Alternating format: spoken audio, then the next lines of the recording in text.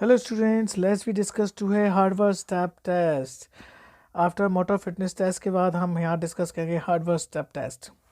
So student, let's we discuss today what is the hardware step test for cardiovascular fitness test. हर चीज़ को हम बोलते हैं cardiovascular fitness test. Actually अगर इसके बारे में थोड़ी सी हिस्ट्री बताएं तो ये hardware step test जो है वो हार्वर्ड यूनिवर्सिटी के बच्चों के लिए सबसे पहले this test was the develop by the warn in 1943 to measure the cardiovascular fitness of the individual. It is good test for measurement of the fitness and the ability to recover after the strenuous exercise, मतलब कि एक लंबे time की exercise के बाद आपकी cardiac जो efficiency है उसको टेस्ट करने के लिए बहुत ही अच्छा टेस्ट है।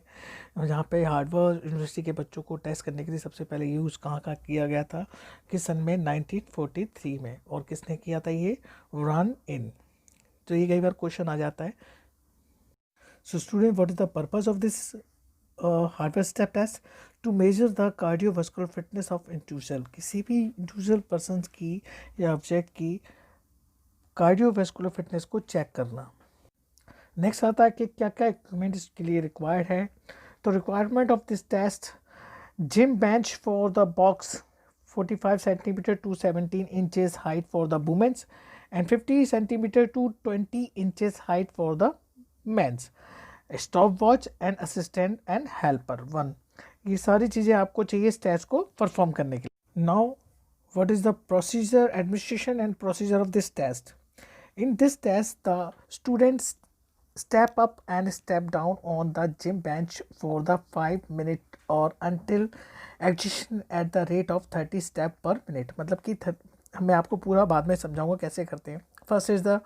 Firstly the student perform warm up and the come near the gym bench. Second, at the command of go, the students start for the step up and step down on the gym bench, where the assistant start the stopwatch at the same time. This goes on the step up and step down for the 5 minute or until exhaustion, मतलब जब तक वो थकता नहीं है।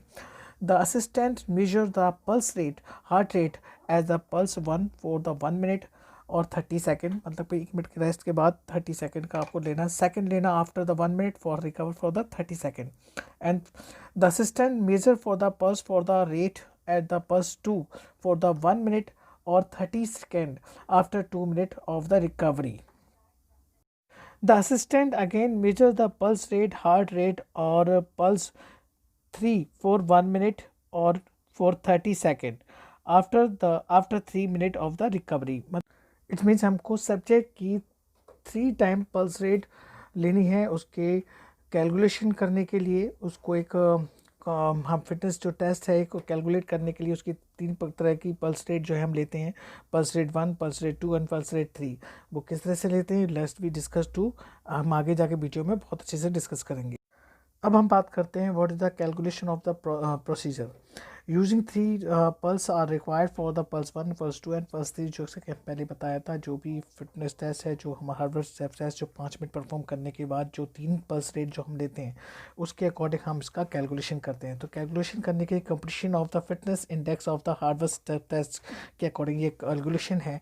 इस calculation during of the exercise in second into 100 upon to 5.5 into pulse count for between of the 1 to 1.5 minute after the exercise. जैसे कि फॉर एग्जांपल ये हम जो कैलकुलेशन करेंगे वो हम 2 तरीके से कर सकते हैं। फर्स्ट इज हम इसको जो हम पल्स रेट ले रहे हैं वो 1 मिनट की ले रहे हैं या फिर हाफ एन मिनट की ले रहे हैं, मतलब 30 सेकेंड की।